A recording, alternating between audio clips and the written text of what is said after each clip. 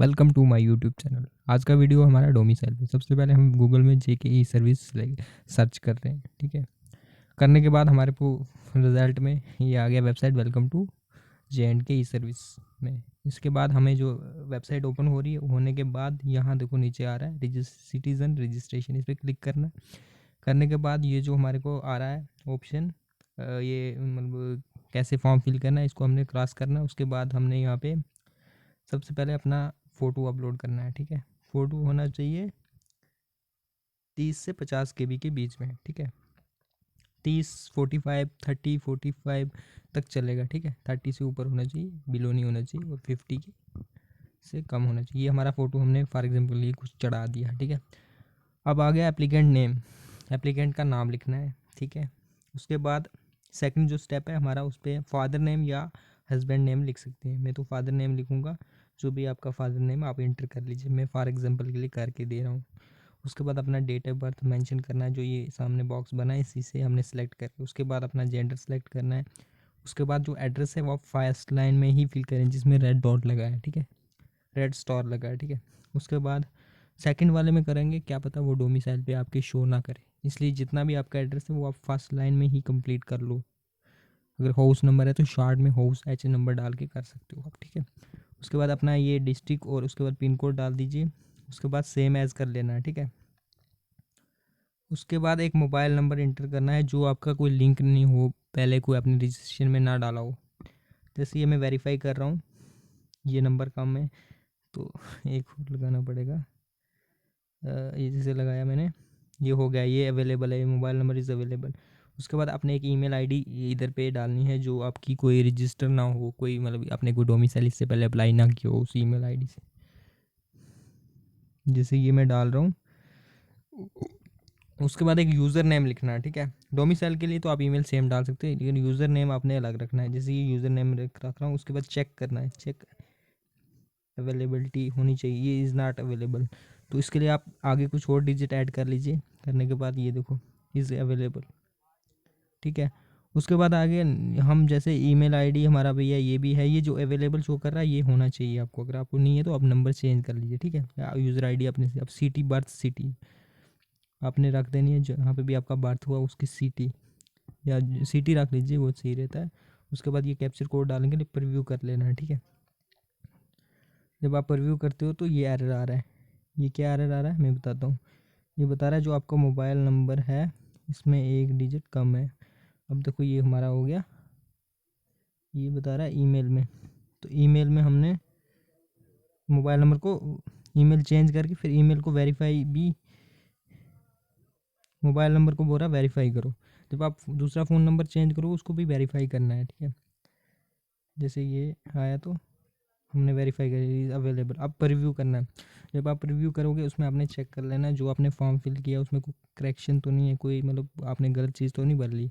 सब चीज़ें आप चेक कर लो, अपना डेट ऑफ बर्थ, अपना ये सब चीज़ें आप एक बार चेक कर लो। अगर आपको लग रहा है कोई करेक्शन है तो फिर आपने सबमिट नहीं करना, गो बैक में आना है।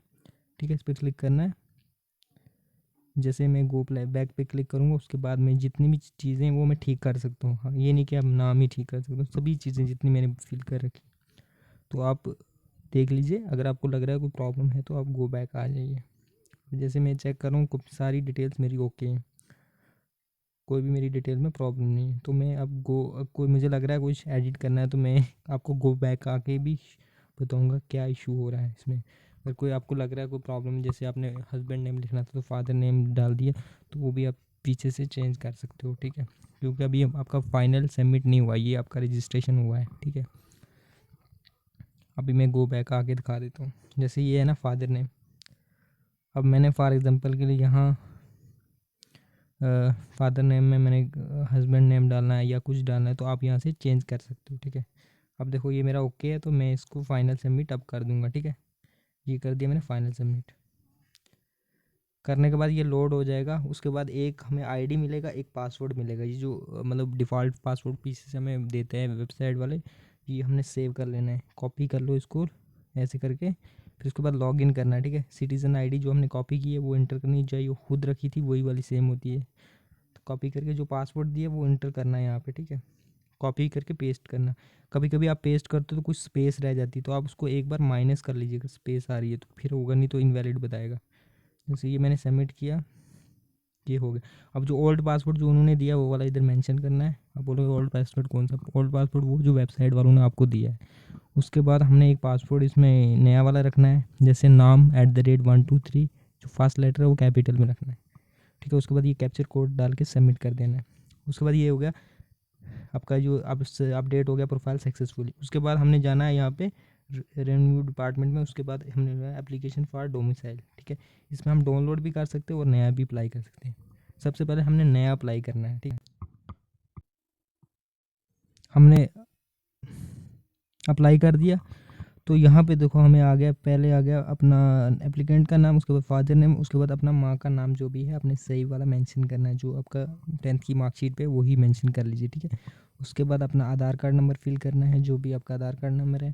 उसके बाद अपने यहाँ पे अपना आधार कार्ड नंबर फिल करने के बाद अपना यहाँ पे क्या करना है, विलेज कौन सा गाँव है, ठीक है। उसके बाद सेम दूसरे बॉक्स में भी इंटर करना है जो आपका प्रेजेंट बॉक्स है। अगर दोनों एड्रेस सेम है तो सेम रखना, अगर कोई दूसरा एड्रेस है तो आप दूर रख सकते। उसके बाद अपना लोकेलिटीज़ करना है। उसके बाद दूसरा लोकेलिटी आप सेम एज ही रखो तो सही रहेगा, क्योंकि दो दो एड्रेस तो नहीं चल पाएंगे। पोस्ट ऑफिस जो है वो भी आप अपना मेंशन कर लीजिए, ठीक है।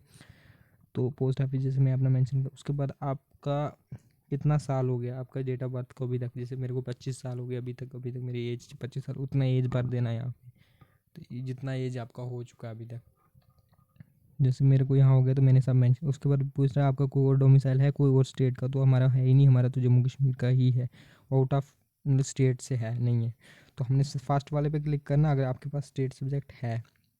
अगर नहीं है तो आपके पास फादर का स्टेट सब्जेक्ट है तो अपना कोई 10th का मार्कशीट है या या आपका कोई स्कूल से पास सर्टिफिकेट है, वो वाले के लिए सेकंड वाला ऑप्शन सेलेक्ट करना। उसके बाद नीचे बहुत सारे ऑप्शन आते हैं।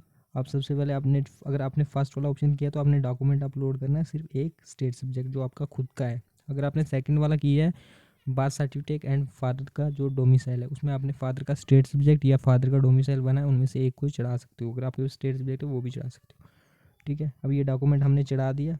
चढ़ाने के बाद ये देखो इसमें लिखा हुआ है 200 KB 250 KB के बीच में होना चाहिए, ठीक है। उसके जो कैप्चर कोड है ये भी हमने इंटर कर लेना है यहाँ पे, ठीक है।